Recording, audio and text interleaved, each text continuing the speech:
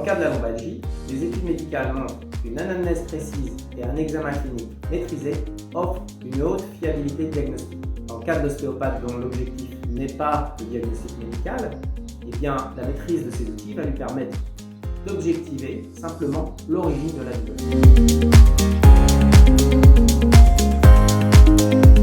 Les drapeaux rouges, bien évidemment, les déformations, les traumatismes et toute altération d'état général.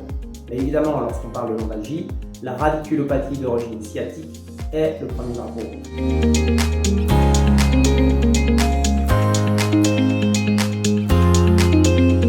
Au cours de la formation méco, on va voir plus d'une quinzaine de tests, dont le fameux test de la SEG, pour objectiver cette radiculopathie d'origine sciatique.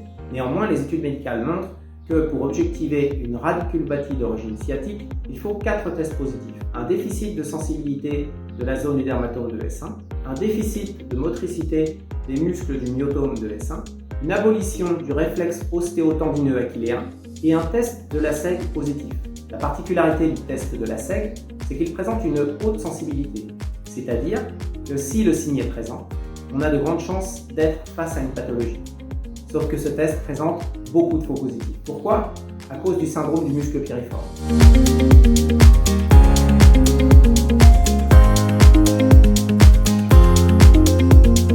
Au cours de la formation méco, nous allons voir plus d'une quinzaine de tests de la région lombo-abdominopelvienne.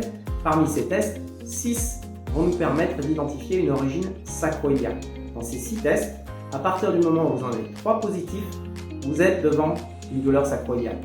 C'est facile, c'est les études qui l'ont prouvé.